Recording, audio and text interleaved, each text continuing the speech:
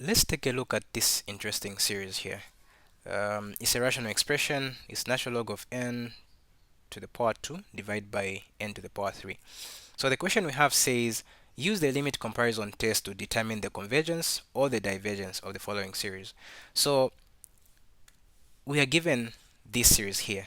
We have to determine whether it converges or it diverges by using the limit comparison test. So before we go into solving this question, it will be very important that we understand the background or the theory behind the limit comparison test. What is it all about, or how do we know how to work it out? So let's have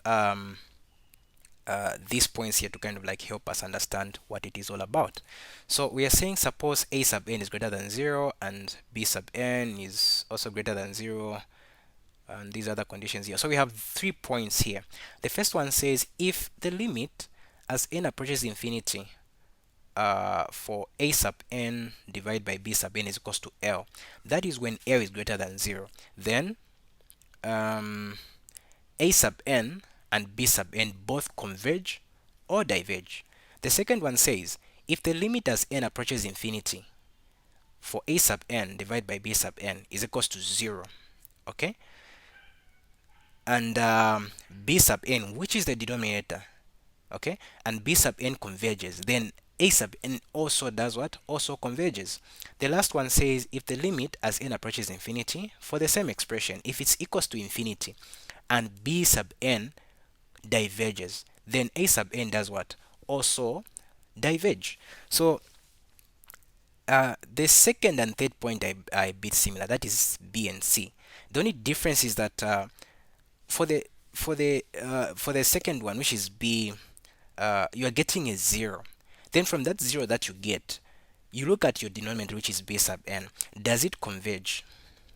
Okay, does it converge? If yes, it converges, simply means a sub n does also what? Does also converges. The last one, you're going to get infinity. But when you look at b sub n, it diverges. It simply means a sub n also does what? Also diverge. And please don't mistake the second point for the first one.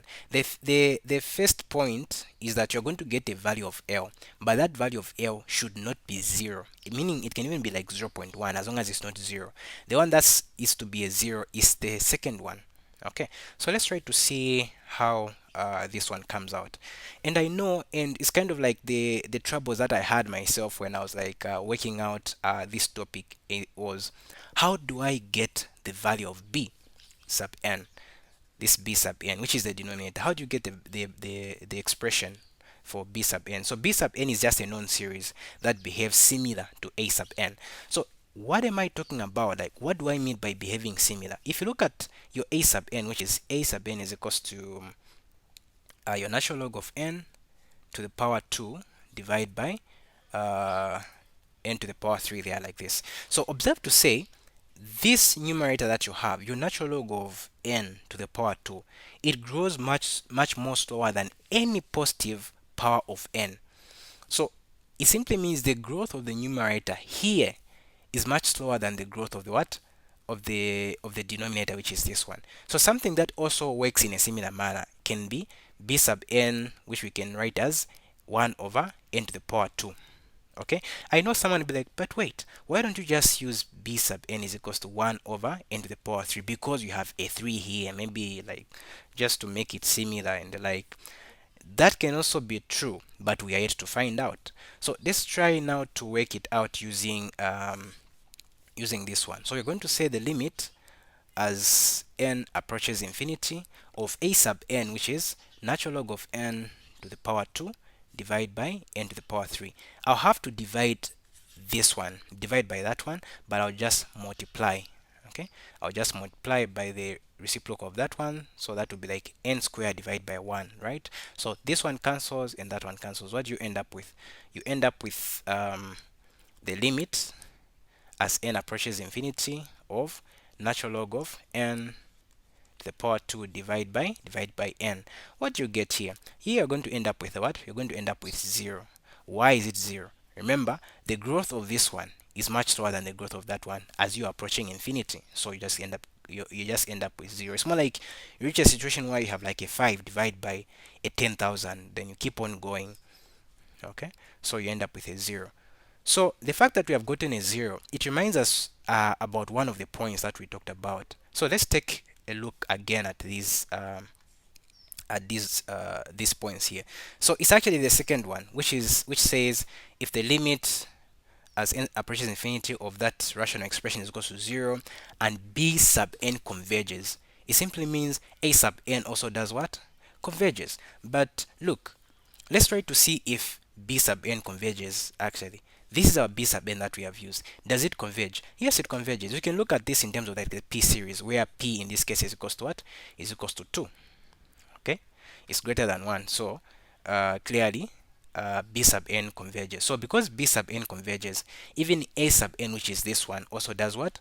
Also converges. So let's just say someone argues and say, but what if you use b sub n to be equals to 1 over n to the power 3, which is this one?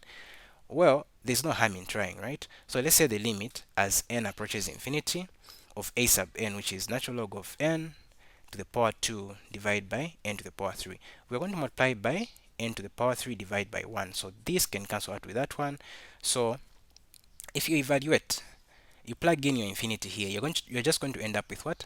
Just going to end up with infinity. So again, let's take a look at these points. Okay, it's actually the third point that is coming into play, where you end up with infinity. But it tells us to say and b sub n diverges, then a sub n does also what? Also diverges. But you ask yourself a question. Yes, you have gotten infinity, and it kind of like aligns with the third point, which is this one. So now, does b sub n diverge? Let's look at the b sub n we have used. Does this diverge? The answer is no. You can look at this in terms of the p series. P is equals to what? Is equals to 3, which is greater than 1. Clearly, it does what?